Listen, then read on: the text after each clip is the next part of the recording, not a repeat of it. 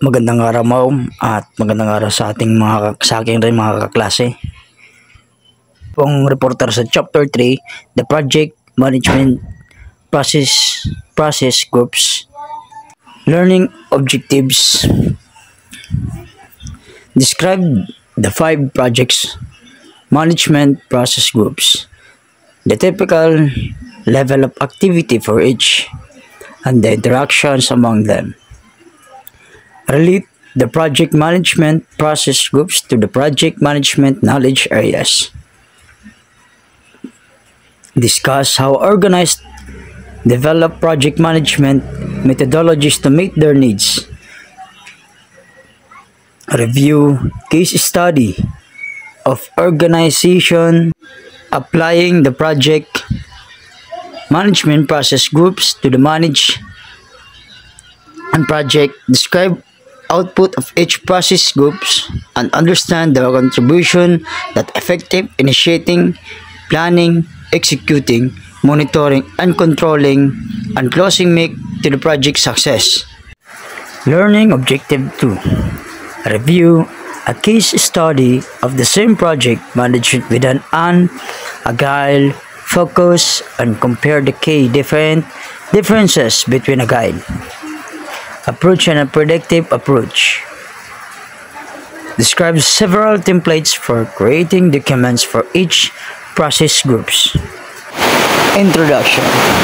Project management consists of 10 knowledge areas: integrations, scope, schedule, cost, quality, resources, communications, risk, procurement, and stakeholder management. Projects involves 5 project management process groups: initiating, planning, executing, monitoring, and controlling, and closing. Tailoring these process groups to meet individual projects needs increase the chance of success in managing projects. Project management ay pamamahala ng isang proyekto mula umpisa hanggang matapos. Ginagamit ng tamang plano, tao, at resources para masiguro na matapos ng maayos ang proyekto. Ito ang 10 aspeto ng kailangang bantayan sa bawat proyekto: integration management, scope management,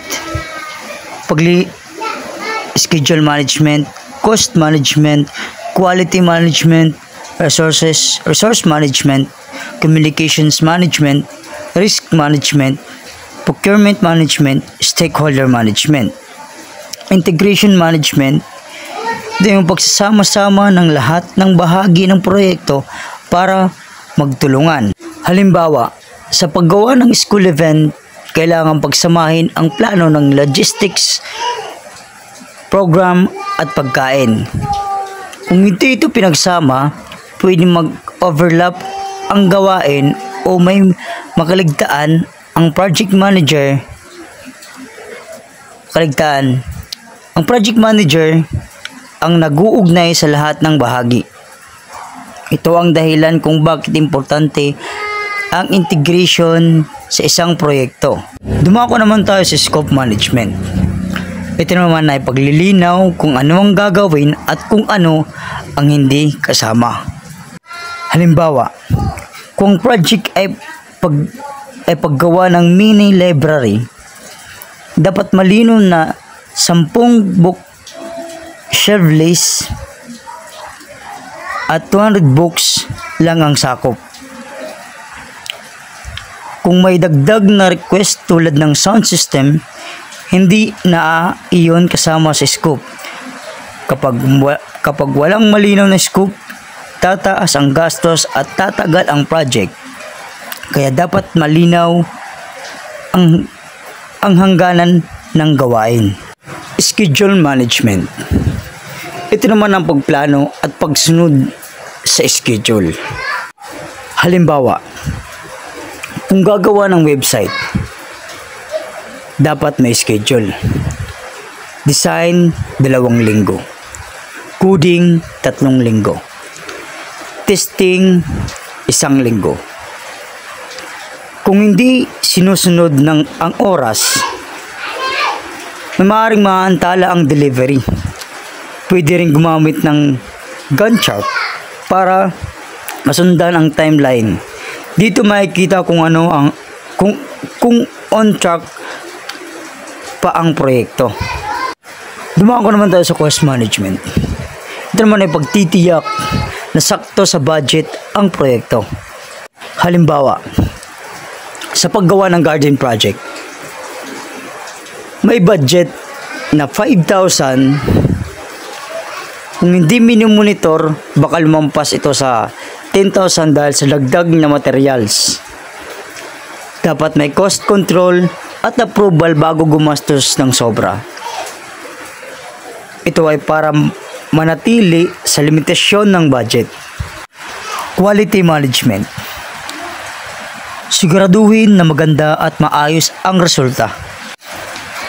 Isang halimbawa, kung gumagawa ng school uniform, dapat tama ang sukat at matibay ang tela. Kahit tapos na ang proyekto, kung mababa ang quality, magiging problema pa rin ito. Laging may standard na sinusunod para maging maayos ang resulta. Kaya dapat laging i-check ang quality bago matapos. Resource management. Tamang paggamit ng tao, pera, at kagamitan. Halimbawa, sa sports fest, kailangan tama ang bilang ng tao, players, referees, at staff. Kung kulang ang tao, mahihirapan ang event. Kung sobra naman, masasayang ang oras at effort ng iba. Kaya dapat balance ang paggamit ng resources. Communication management. Maayos na pagpapalitan ng impormasyon sa lahat. Halimbawa na lamang kung may group thesis project. Dapat lahat updated sa progress. Pwede sa group chat o weekly meeting para walang maiwan. Kung walang communication, magkakaroon ng kalituhan. Kaya mahalaga ang malinaw na usapan sa lahat. Risk management.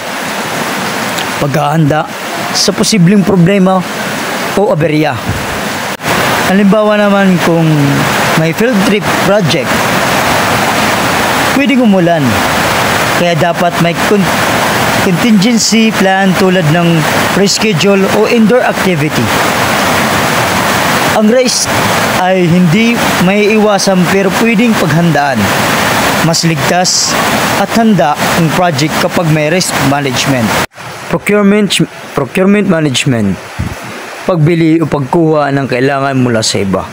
Halimbawa, kung may school canteen renovation, kailangan bumili ng tiles at pintura. Kung walang maayos na supplier, baka mahal o mababa ang kalidad.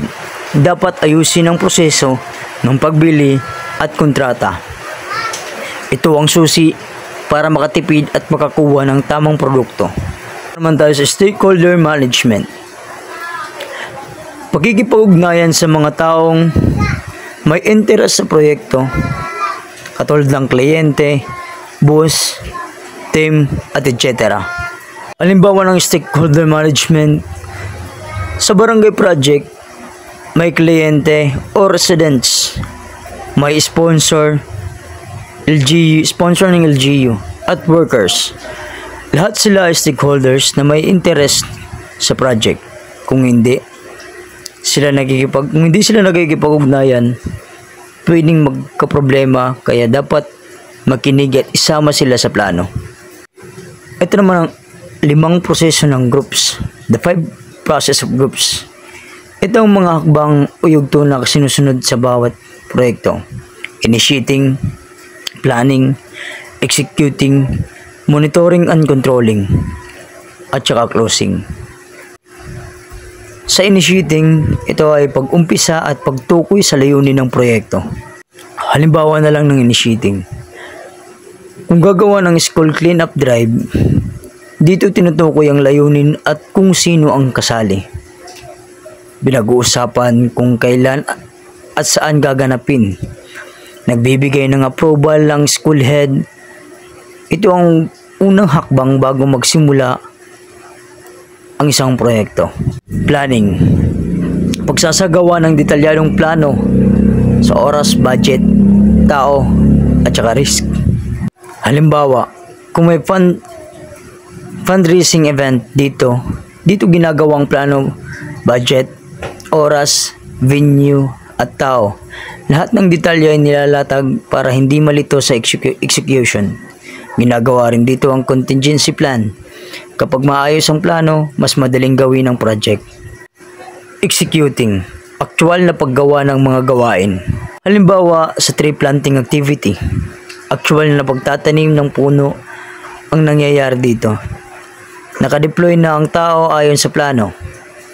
Lahat ay nagtutulungan para matapos ang gawain. Ito ang yugto ng aktual na paggawa. Monitoring and controlling. Pagsubaybay kung nasa tamang landas ang proyekto at pag-aayos kung may isang problema. Isang halimbawa ng monitoring and controlling.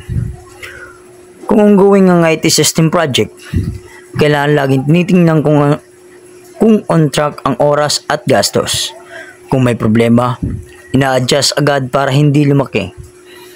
Dito sinusuri kung tama ang direksyon ng proyekto at ito ang nagtitiyak na maayos ang daloy hanggang matapos. Closing. Pagtatapos ng proyekto at pagbigay ng final output. Halimbawa ng closing. Kung tapos na ang science exhibit, dito ginagawang evaluation at pagbibigay ng report. Ibinabalik ang mga gamit at nililinis ang venue. Nagpapasalamat din sa lahat ng sumuporta. Ito ang formal at pagtatapos ng isang proyekto. Tailoring process groups. Hindi lahat ng proyekto pare-pareho. Kaya kailangan i-adjust o i-angkop ang proseso depende sa laki at pangangailangan. Kung simple lang ang project, pwedeng hindi masyadong detalyado ang plano. Kung malaki at komplikado ang project, mas maraming detalye at mas mahigpit ang proseso. Project Management Process Group. A process is a series of actions directed towards a particular results. Project management can be viewed as a number or related processes.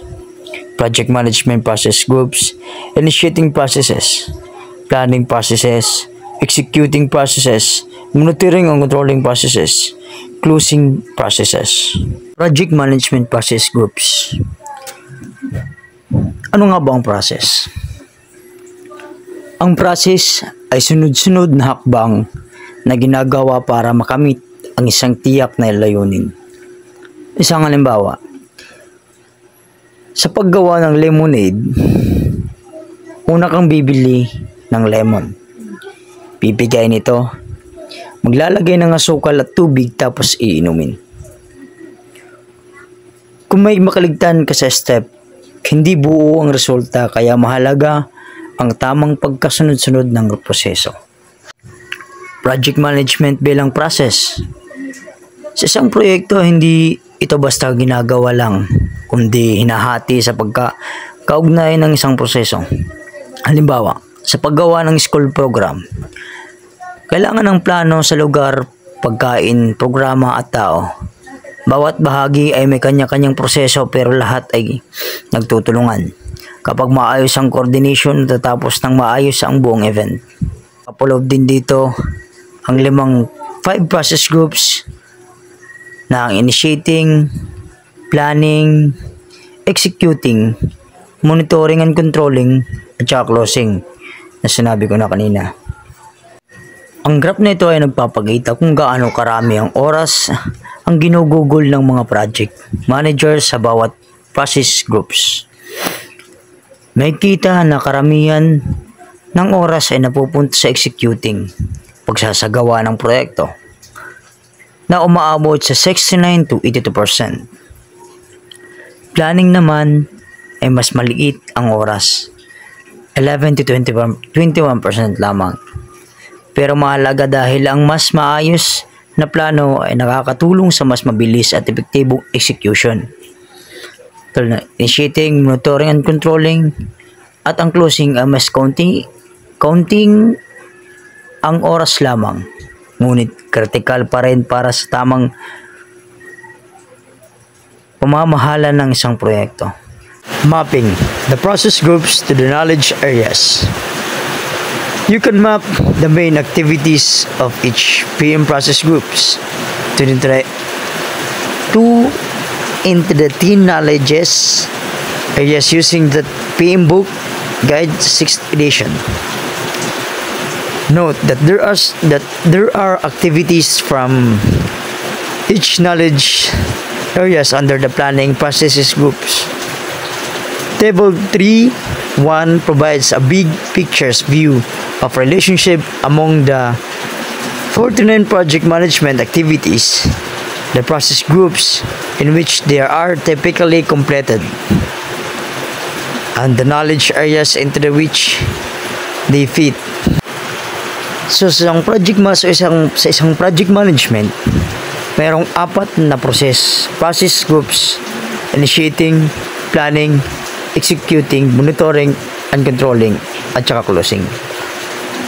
Bawat grupo may mga aktibidad na konektado sa 10 knowledge areas gaya ng scope, time, cost, quality, at iba pa. Ayon sa PM book guide, ayun yun sa PM book guide. Isang halimbawa, sa planning, ginagamit ang maraming aktibidad mula sa iba't ibang knowledges areas para maayos ang plano ng proyekto.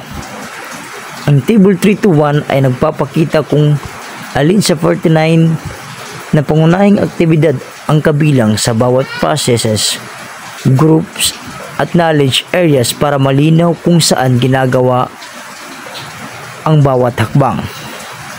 Developing an IT project management methodology. Many organizations develop their own internal projects, budget management methodologies. A methodology describes how things should be done. A standard describes what should be done. Different project management methodologies, project in controlled environment, or PRINCE2, Agile, Six Sigma.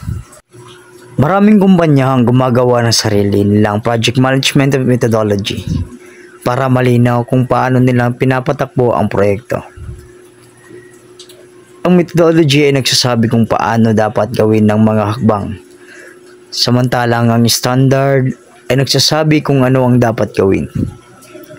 May iba't ibang kilalang methodologies tulad ng PRINCE2, Agile, at Six Sigma na may kanya-kanyang estilo at proseso. Pinipili ang methodology depende sa klase ng isang proyekto at sa kung ano ang pinakamabisang paraan para makamit ang layunin. Halimbawa na lang sa PRINCE2.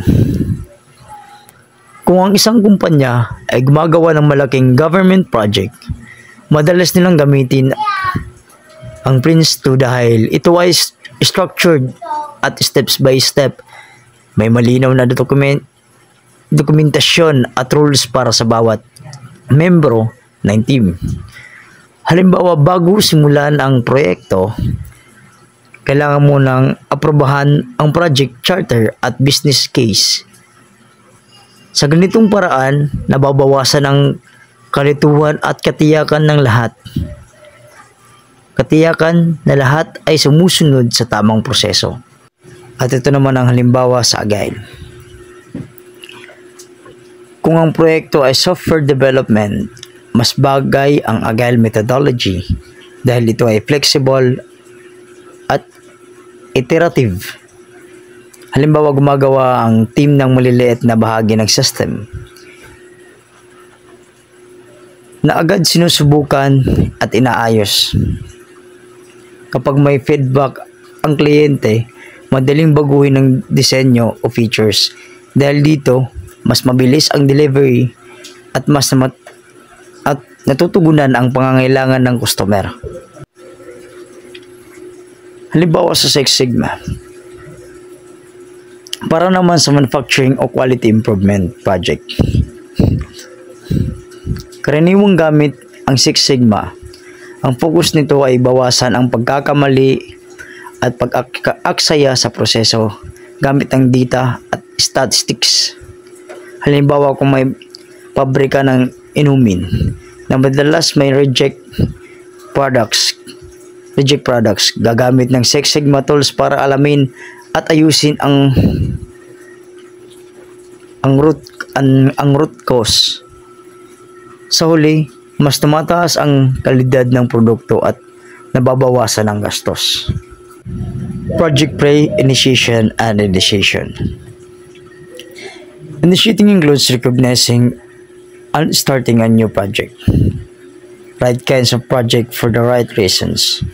Strategic planning should serve as the foundation for deciding which project to pursue. Expresses the vision, mission, goals, objectives, and strategies of the organization. Provides the basis for project planning. Ang project pre-initiation and initiation ay ang unang hakbang sa isang proyekto kung saan kinikilala at sinisimula ng bagong proyekto. Dito tinitiyak na ang tamang proyekto ay ginagawa sa tamang dahilan gamit ang strategic planning bilang gabay sa pagpili ng proyekto. Binibigyang linaw nito ang vision, mission, goals, objectives at strategies ng organization na nagsisilbing pundasyon para sa maayos na project planning.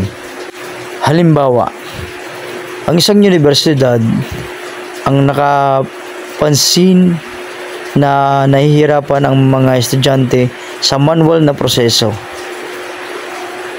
ng pagkuha ng class schedule. Sa pre-initiation stage, tinutukoy ng mga administrator ang problema at nagdesisyon na gumawa ng online scheduling system bilang proyekto. Gumamit sila ng strategic planning upang masigurong tugma ito sa kanilang layunin na gawin mas mabilis at accessible ang serbisyo. Sa initiation stage, gumagawa sila ng project charter at tinutukoy ang mga stakeholder tulad ng mga estudyante, guro at IT staff upang maayos ang plano bago magsimula ang actual na development. Pre-initiation tasks. It is good practice to lay the groundwork for a project before it officially starts. Seniors managers often perform several pre-initiation tasks. Determine the scope, time, and cost constraints for the projects. Identify the project sponsors. Select the project manager. Develop a business case for a project. Meet with the project manager to review the process and expectation for the managing the fact. Determine if the project should be divided into the two or more smaller projects. Ang pre-initiation task ay mga hakbang na ginagawa bago opisyal na simulan ng proyekto para maging maayos ang mga pundasyon nito. Kasama rito ang pagtukoy sa scope, oras at gastos, pagpili ng project sponsor at manager, at paggawa ng business case. Dito rin sinusuri kung kailangan bang hatiin ang proyekto sa mas maliit na bahagi at pinag-uusapan ng proseso at inaasahan sa pamamahala ng proyekto. Halimbawa, isang lungsod ang nagplano na magpatayo ng smart traffic management system para mabawasan ang trapiko. Sa pre-initiation task, tinutukoy muna nila ang scope ng proyekto, kung gaano katagal ito matatapos, at kung magkano ang kakailanganing pondo. Pinili rin ng pamahalaan ng isang project sponsor mula sa city council at isang project manager na may karanasan sa IT projects. Gumagawa sila ng business case at pinag-uusapan kung hahatiin ng proyekto sa mas maliit na bahagi tulad ng pag-install ng sensors, pag-develop ng mobile app, at integration ng data bago tuluyang simulan ang proyekto. Ang table na ito ay nagpapakita kung paano nagsisimula ang isang proyekto sa pamamagitan ng project initiation. Sa project integration management, ginagawa ang project charter at assumption log bilang espesyal na dokumento ng proyekto. Sa project stakeholder management, tinutukoy ang mga stakeholders at ina-update ang stakeholder register, change request, project management plan at project documents para malinaw ang responsibilidad at inasahan ng bawat isa. Halimbawa, isang kumpanya ng teknolohiya ang nagsimula ng proyekto para gumawa ng mobile banking application. Sa project integration management, gumawa sila ng project charter at assumption log na nagsasaad ng layunin at mga inaasahang limitasyon ng proyekto. Kasabay nito sa project stakeholder management, tinutukoy nila ang mga pangunahing stakeholders gaya ng bangko, IT team, at mga end users at inililista ang mga ito sa stakeholder register. Ina-update rin nila ang project management plan at mga dokumento upang malinaw ang tungkulin at inaasahan ng bawat isa bago simulan ang development.